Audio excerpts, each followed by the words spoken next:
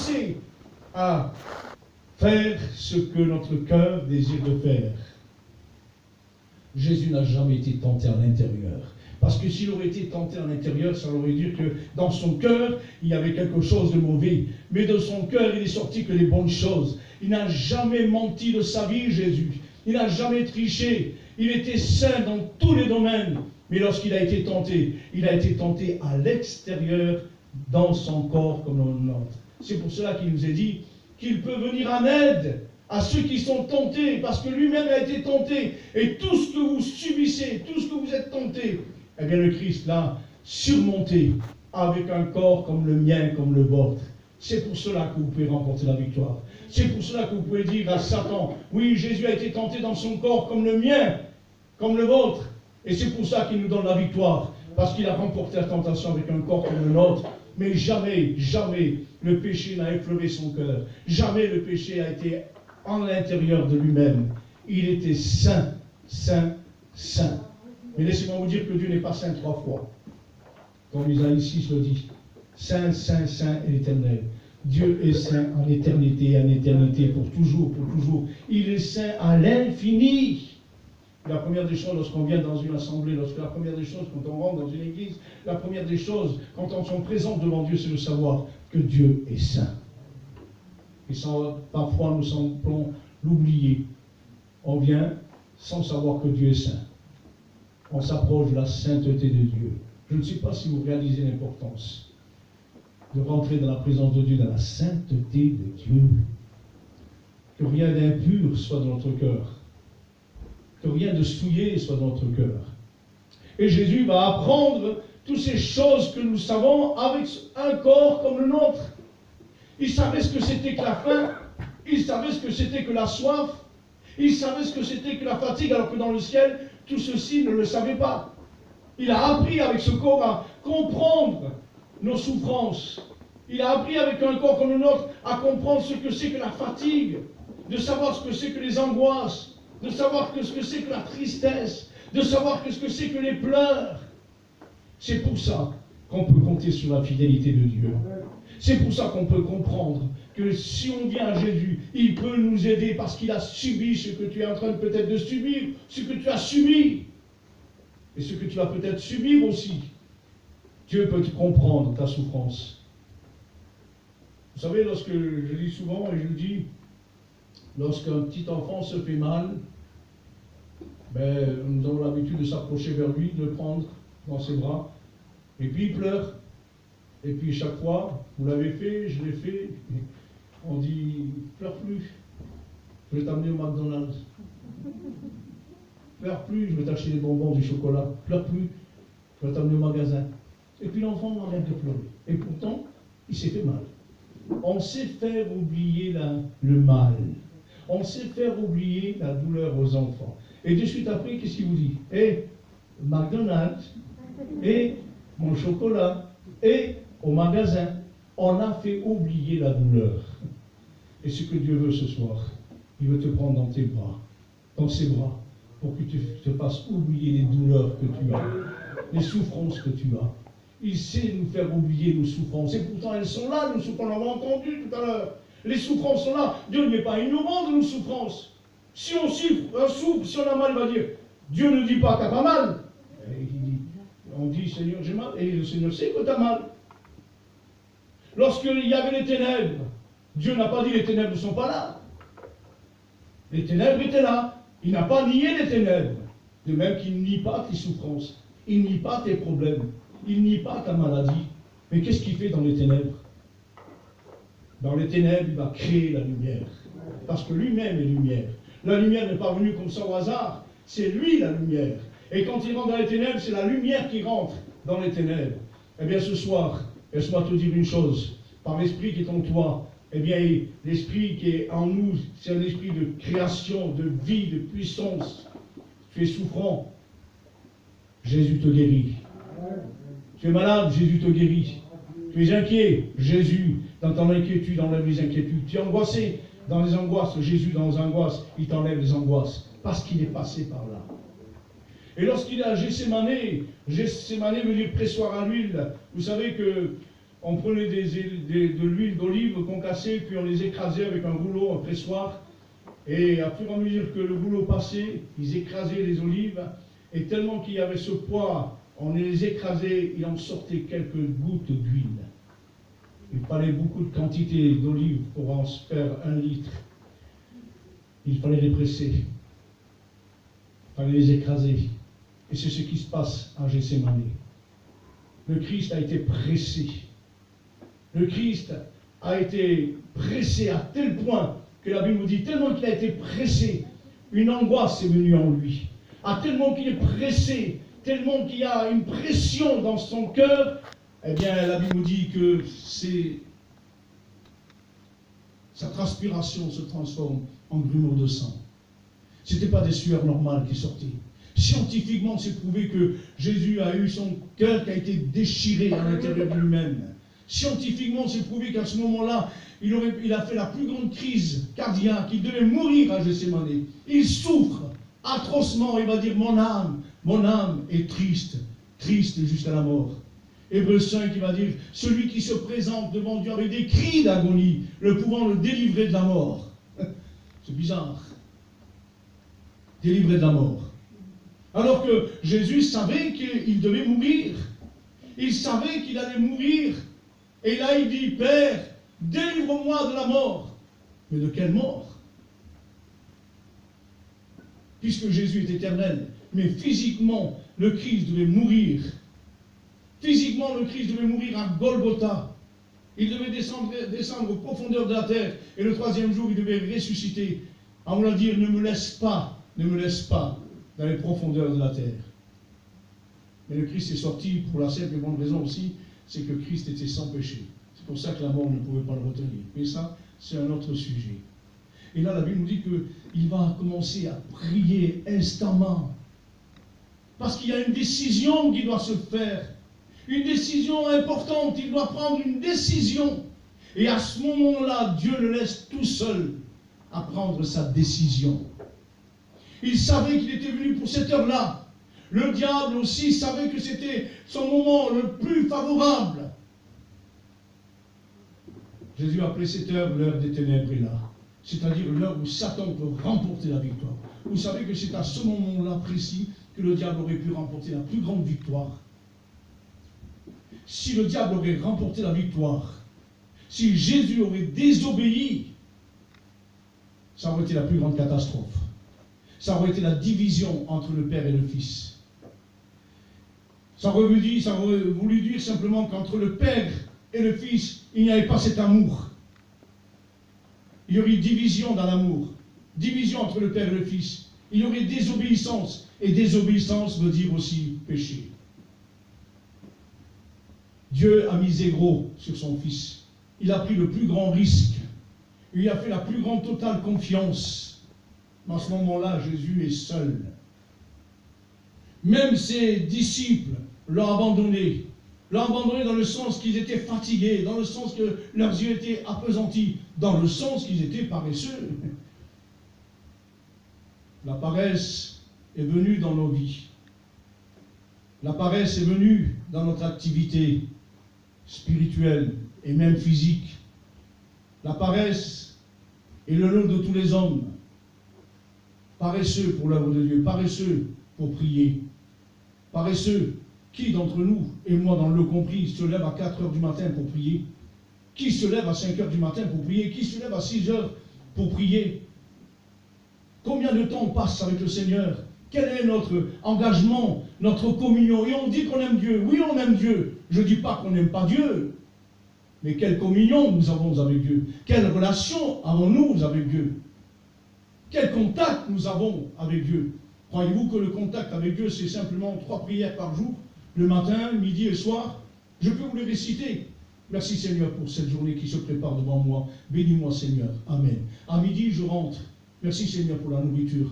Le soir, merci Seigneur pour cette bonne journée Seigneur. Bénis-moi dans cette nuit Seigneur. Parle-moi Seigneur. Amen. J'ai fait les 3 prières. Combien de temps ça m'a pris? Même pas 30 secondes. Notre vie de prière se limite à 3 prières par jour.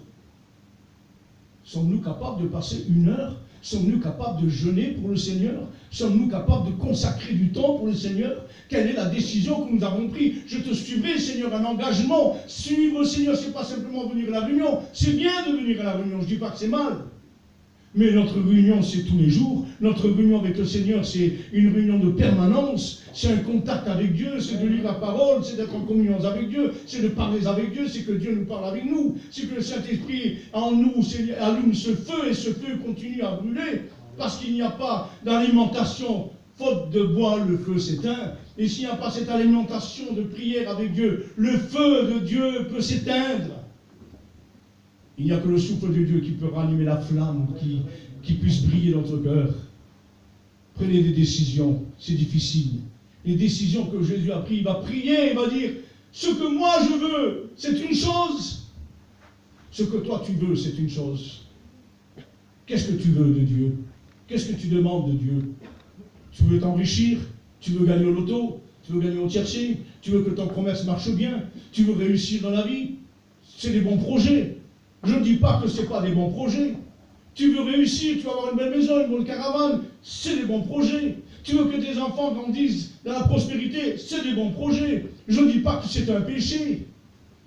Mais nous savons faire comme cet homme, j'abattrai mes greniers, parce que l'espace me manque.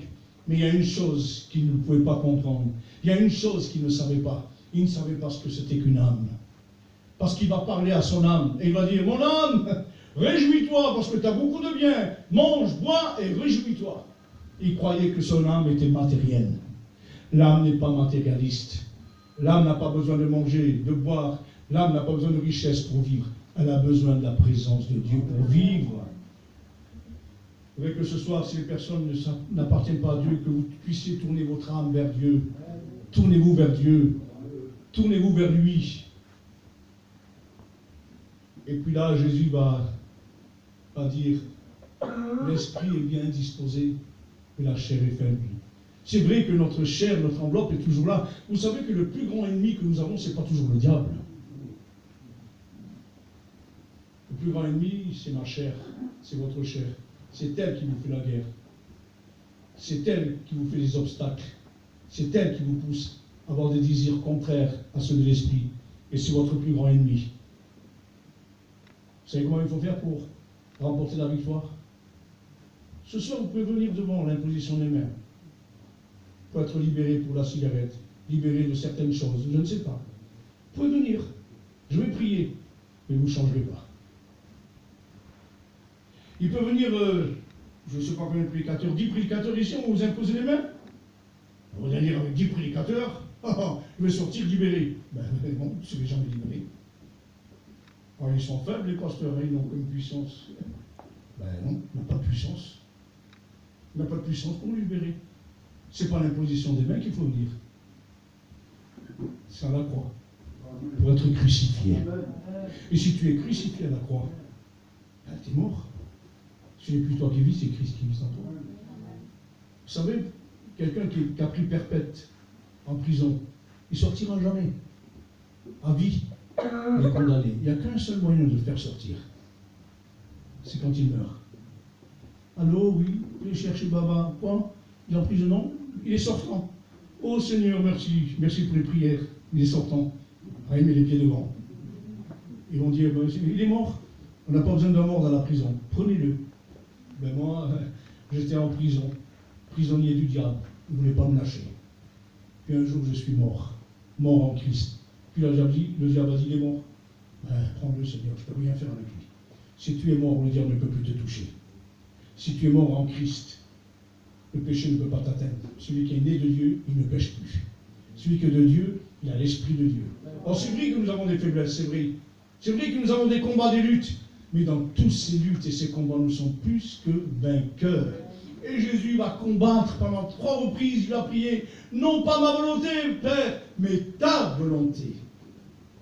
Ta volonté. Si Jésus aurait désobéi, ça aurait été le suicide de Dieu. Si Jésus aurait désobéi, le diable aurait été le maître incontestable de l'univers et du monde entier. Imaginez le diable, le pouvoir total sur le monde. Déjà comme ça, lorsqu'on voit des gens qui sont méchants, des gens qui tuent pour 10 francs, il y en a qui tuent pour rien du tout. Si vous voyez des fois les émissions, il y en a qui rentrent dans un magasin, ils tuent pour rien. Pourquoi? Pour une caisse de 20 ou 30 francs? Je ne sais pas. Pour rien du tout. Le monde est rempli de méchanceté. Il y en a qui, si vous voyez au Mexique, il y a que les tueries dans les rues, ça tue de partout, il y a des pistolets partout, ça tue, ça tue, ça tue. Pour rien du tout. Parce qu'on tamponne, il sort le pistolet et puis il tue. Et imaginez maintenant que le diable prend le contrôle de tout, sans que Dieu puisse prendre le contrôle. Ce serait une catastrophe. Mais ça viendra. Pas maintenant, mais ça viendra, ça. Ça viendra. Mais nous, on ne sera plus là. On sera enlevé. Et puis, Jésus a pris cette décision. Il dit, non pas ma volonté, mais ta volonté. Voulez-vous faire la volonté de Dieu? Vous êtes à Gethsémani pour combattre. Vous êtes à Gethsémani pour prendre une décision. La décision de Jésus, vous savez, c'était quelle? C'était qu'il puisse aller plus loin. Pour qu'il puisse monter à Golgotha. Il ne voulait pas s'arrêter à Gethsémani. Il priait un combat. Il faut que j'y arrive, il faut que j'y aille, il faut que je monte à Golgotha. Il faut. Ma volonté, c'est que je suis faible en ce moment, parce que ma chair ne peut plus supporter. Non pas ma volonté, Père, parce que je sais que je suis venu pour mourir à Golgotha. Il faut que je vais à Golgotha. Il faut que je vais plus loin. La décision que tu prends aujourd'hui, c'est pour aller plus loin. Quelle décision tu as prise? Quelle décision as-tu prise depuis que cette année s'ouvre? Je ne sais pas quelle décision tu as prise, mais prends une bonne décision, une décision ferme. Il y en a qui vont se décider pour accepter le Seigneur. Eh bien, faites-le, prenez une bonne décision. Il y en a qui veulent prendre une décision pour s'engager davantage. Eh bien, faites-le. Il y en a qui vont prendre une décision à Gethsémani pour avoir plus de consacration, plus de renoncement, plus d'humiliation. C'est une décision difficile. Vous aurez à combattre, à lutter, à affronter, à persévérer. Et ce n'est pas facile les décisions qu'on prend. Parce qu'il y en a qui n'arrivent pas à tenir leurs décisions. Mais Gethsémani veut dire que nous devons obéir à Dieu plutôt qu'aux hommes. Les sacrifices, ce n'est pas grand-chose. Parce que la Bible nous dit que l'obéissance vaut plus que les sacrifices. L'obéissance te pousse à te sacrifier. L'obéissance te pousse à te consacrer. L'obéissance te pousse à faire la volonté de Dieu. Et Jésus va prier en disant, ô Père, que ta volonté soit faite. Et chaque fois que tu prieras dans tes décisions, demandant à ce que Dieu puisse faire la volonté dans ta vie. Alors, la volonté de Dieu, quoi qu'il arrive, se fera. Parce qu'il met en toi le vouloir de le faire. Parce que celui qui va te pousser par le Saint-Esprit à monter à Golgotha, à monter sur l'Holocauste, du sacrifice, du renoncement. Oui, en renonçant, en te sacrifiant, tu peux avoir la plus grande victoire. Tu peux remporter toutes les victoires. Parce que le Christ, il est allé plus loin. Il est allé plus loin. Veux-tu aller plus loin dans tes décisions? Peut-être qu'il y a longtemps que tu as Gethsémani. Peut-être qu'il y a longtemps que tu décides. Ah, cette année, je décide. Ah, je vais décider. Ah, je décide de faire ceci. Ah, je décide de m'engager. Mais tu es toujours à Gethsémani. Tu es toujours en train de combattre, tu es toujours en train de lutter, tu es toujours en train de prier, tu es toujours en train de combattre avec ta chair qui ne veut pas se soumettre, qui ne veut pas se s'humilier, qui ne veut pas s'abaisser. Jésus ne sait pas se présenter avec son titre. À Gethsémani, il n'a pas dit, hey, Père, c'est moi Jésus, hein? Tu sais pourquoi je suis venu, non? La Bible nous dit, celui qui s'est présenté devant son Dieu avec des larmes et des cris. Comment tu te présentes devant Dieu? Avec ton prestige? Avec ton honneur? Avec ta valeur? Avec tes titres? Moi, mes titres, je les présente. C'est pas ce qu'il dit, oui, je les présente. Et je les présente devant le diable. Devant le diable, je dis, moi, je ne suis pas n'importe qui, Satan. Moi, je suis le fils de Dieu. Moi, je suis serviteur de Dieu. Moi, j'appartiens à Dieu. Je fais valoir mes titres, parce que je sais ce que je suis. Et quand je me présente devant Dieu, ce n'est pas de mes titres. Oh Seigneur, tu sais que moi je suis le missionnaire. Oh, tu sais Seigneur, c'est moi le pasteur. Oh, tu sais, c'est moi, papa. Non, je me présente avec humiliation, avec crainte, avec respect, à genoux, je m'humilie, je suis pas misérable, je m'abaisse. Ce n'est pas une fausse humilité, c'est la sincérité dans ton cœur qui doit te permettre de t'abaisser, de t'humilier devant celui qui est grand, qui est élevé. Et si tu t'abaisses, il t'élèvera. Oui, Gethsémani, c'est un renoncement. Jésus va continuer à monter à Golgotha. Et quand il arrive à Golgotha, il va se passer encore quelque chose d'incompréhensible.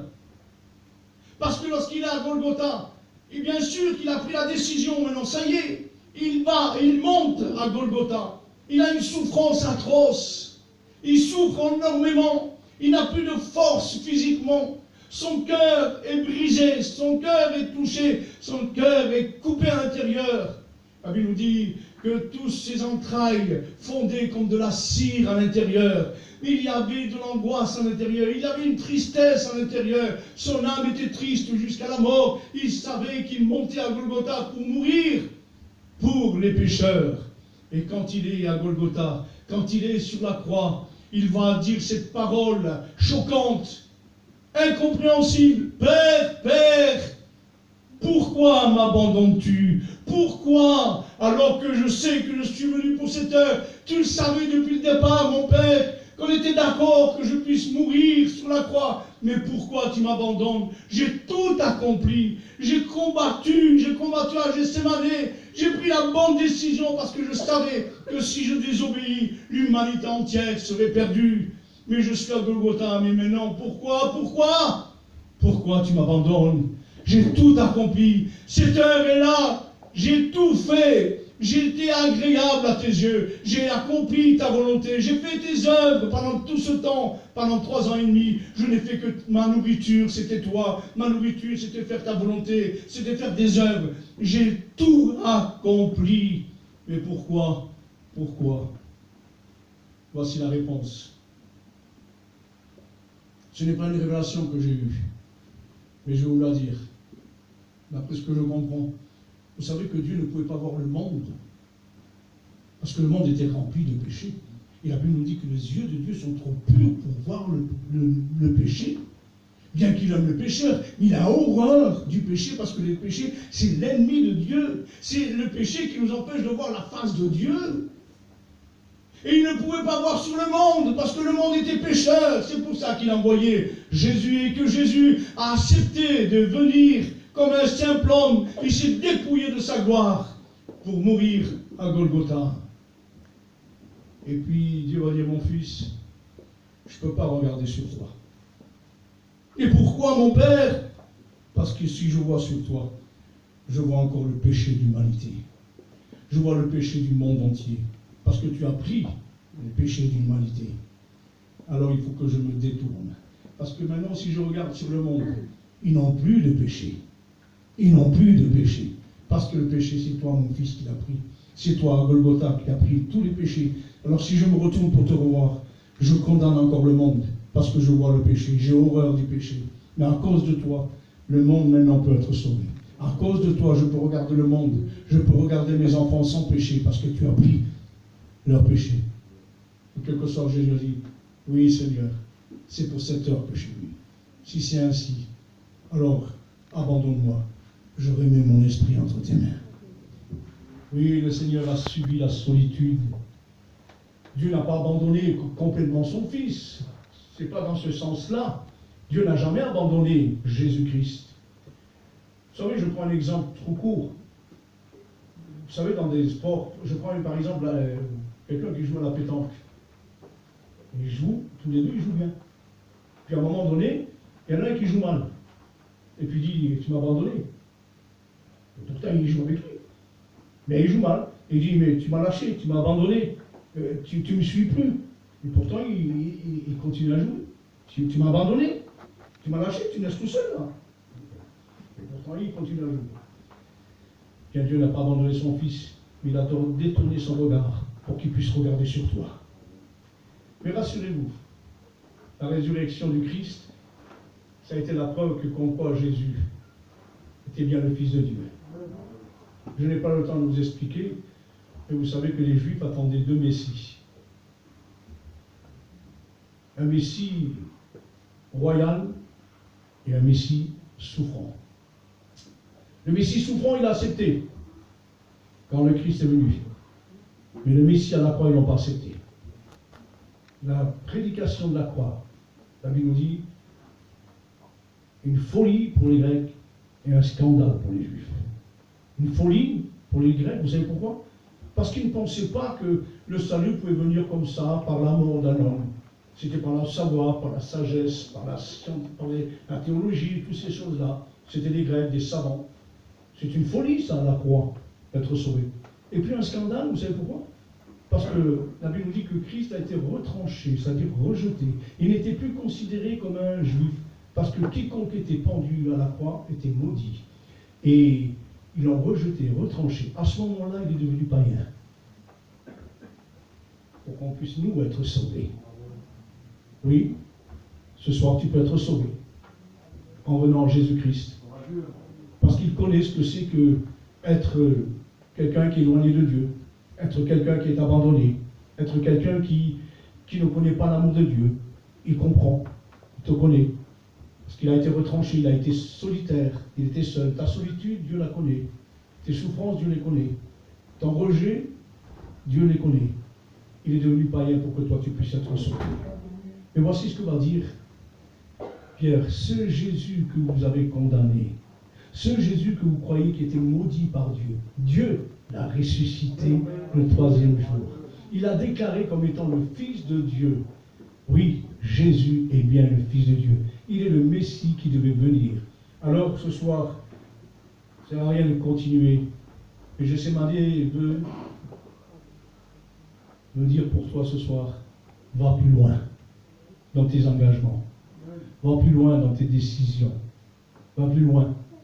Là, pour le réciter, Jean 3,16, vous le connaissez? Dites-le. Ah, c'est pas tout le monde qui le connaît. Hein. Vous le connaissez? Alors dites-le. Il n'y a plus personne. Jean 3,16. Vous êtes timide, hein? Ben, dis-moi, parce que moi, je ne le connais pas. Mais si vous ne dites pas, j'arrête. Jean 3,16. Oh, c'est pas possible.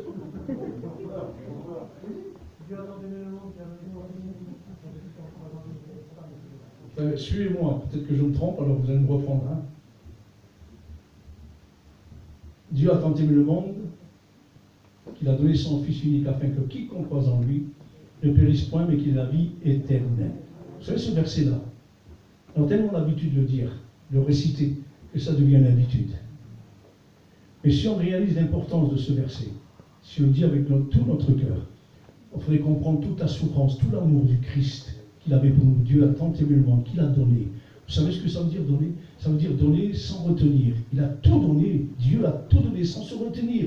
Il a donné ce qui était le plus bon dans son cœur. Il a donné son Fils sans retenir. C'est ça l'amour de Dieu. Il n'a rien retenu. Il a tout donné. Nous, quand on donne, on retient un petit peu. Si moi je vous demande 10 000, je te donne 1000, hein, mais pas 10 000. Et vous retenez. Donc donnez-moi 20 plutôt que 10. On donne tout. Tout ce que Dieu a fait. Il a tout donné. 1 Jean 3,16. Alors, c'est même pas la peine que je vous le demande déjà. Jean 3,16. C'est juste. 1 Jean 3,16. Il y a qu'un petit 1 devant. Vous savez ce qu'elle veut dire? Si Dieu a donné son Fils pour nous, et si Jésus a donné sa vie pour nous, nous devons donner notre vie pour les autres. Oui, Gethsémani veut dire aussi donner sa vie. Prendre une décision de donner sa vie pour les autres. Ne cherchons pas notre propre intérêt. Cherchons l'intérêt des autres. Ne cherchons pas notre propre intérêt. Il semblerait qu'aujourd'hui on devient égoïste. Je dis un petit mot en passant, je dis pour nous, pour notre peuple, je ne dis pas pour vous. Vous savez, pour Noël, là, ils ont pris un chapiteau. Le chapiteau, il s'est envolé. Ils ont payé 1 000 euros. Ça n'a pas empêché d'en reprendre un autre. 800 de plus. 1800 de chapiteaux. Et en plus, ces chapiteaux, c'est pas terrible. Plus la nourriture, plus quelques boissons. Un coût de 2005. Vite fait comme ça. Mais personne n'a discuté. Personne n'a discuté. Personne n'a dit, oh, 100 euros. Mais non, encore ils disaient, ça suffit? Il y en a assez? Ah oui. Alors, moi, dans ces gens-là, je ne participe pas. Parce que, premièrement, ça ne m'intéresse pas. Et puis, en plus, ça me choque. Vous savez pourquoi ça me choque? Je vais vous le dire, et c'est pas pour vous que je le dis, loin de là, mais c'est pour mon peuple. Ils sont capables de ramasser 2000 € pour une journée, pour une soirée. Le lendemain, la nourriture, la poubelle. J'ai vu des homards dans les maisons, à la poubelle. Ah oui, des homards complets. J'ai pas eu le temps de les prendre, j'ai dit trop tard. Des homards complets, on ne pas compte. Parce qu'ils ont fait quelques maisons, quand ils ont mangé bien une fois, ils vont dans la troisième, la quatrième maison, la dernière maison, ben, tout est parti de la poubelle. Je ne sais pas combien ils ont donné une fortune, je ne sais pas. Mais le pire dans tout ça, c'est qu'il y a des gens qui souffrent de la faim. Il y a des gens qui meurent, qui ne connaissent pas Dieu. Et quand on demande des offrandes missionnaires, on donne 5 francs, 10 francs. Je n'ai jamais vu jusqu'à maintenant aujourd'hui une personne, ne serait-ce qu'une personne, qui vient me donner 1000 € pour sauver une âme, pour faire l'œuvre de Dieu. Donc 50 francs. Bon, c'est bien déjà. Mais si on ramasse 700 €, c'est un capital. Mais qu'est-ce qu'on fait avec 700 €? Mais je n'insiste pas là-dessus. Si on fait voir une comparaison. Une autre comparaison. On le fait tous. La télévision est grille. Vous attendez pas un mois. Hein.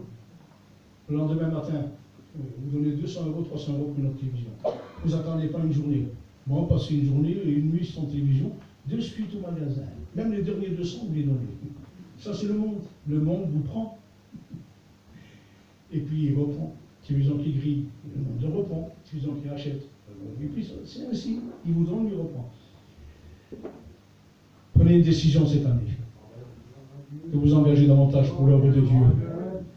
Décidez-vous. C'est pas facile, mais décidez-vous. Au lieu de gaspiller parfois de l'argent inutile. Je ne dis pas qu'il ne faut pas acheter. Ne me faites pas dire ce que je n'ai pas dit. Mais pensez à ceux qui souffrent. Pensez.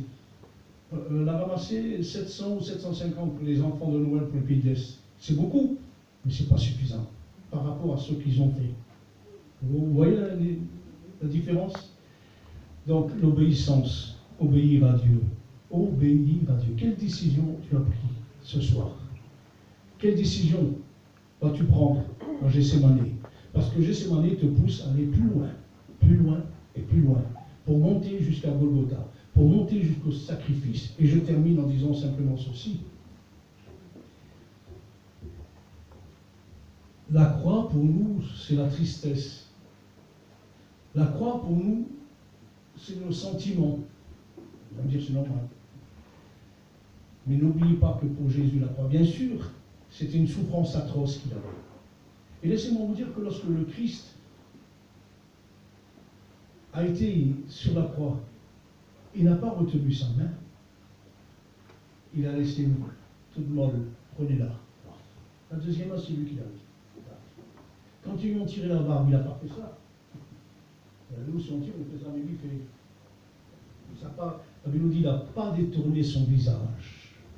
On lui a tiré la barbe, il n'a pas détourné son visage. Ça veut dire, il ne s'est pas retenu. Il s'est laissé faire, tout comme un agneau que l'on allait conduire à l'abattoir. Il s'est donné totalement. Que veux-tu faire ce soir? Que veux-tu faire? Parce que pour la croix, Jésus, il a fait son triomphe. La croix, pour lui, c'était son trône. Parce que là, dans sa souffrance, il s'assit sur un trône de victoire. Il est sorti le plus grand amour, il est sorti la plus grande victoire. Il a fait de cette croix ce supplice, il a fait son trône, afin que l'on puisse venir participer à sa gloire. Et le mot de la fin, c'est celui-ci, être crucifié en Jésus. Comment se faire crucifier? Ah, c'est facile. Mes pieds, je peux prendre un coup et je tape. Mes pieds, ils sont crucifiés. Donc je ne marche plus dans le monde, je marche dans la crucifixion de Christ, dans la liberté du Christ, parce que Christ m'a affranchi, et je travaille pour Dieu, parce que mes pieds ne vont plus dans le monde. Ils sont crucifiés. Cette main-là, j'arrive encore à la crucifier. C'est un peu difficile, mais j'arrive. Avec cette main, j'arrive à crucifier cette main. Et celle-ci, là, comment je fais? Comment je fais? Ah. Ben moi, j'ai la solution. Cette main-là, moi, je ne peux pas la crucifier. C'est les autres qui me crucifient la main. Les insultes, les moqueries, les critiques, et tout ce qui s'ensuit. Cette main-là, ce sont les gens qui la crucifient. Et ainsi, je suis crucifié en Christ. Laissez cette main crucifiée par les autres qui me la crucifient. les insultes, les incompréhensions, les moqueries, les jalousies, la haine que le monde peut avoir contre vous. Laissez-vous crucifier cette main. C'est le seul moyen d'être crucifié totalement en Jésus-Christ. Quelle décision veux-tu prendre ce soir? Quels engagements tu veux prendre ce soir?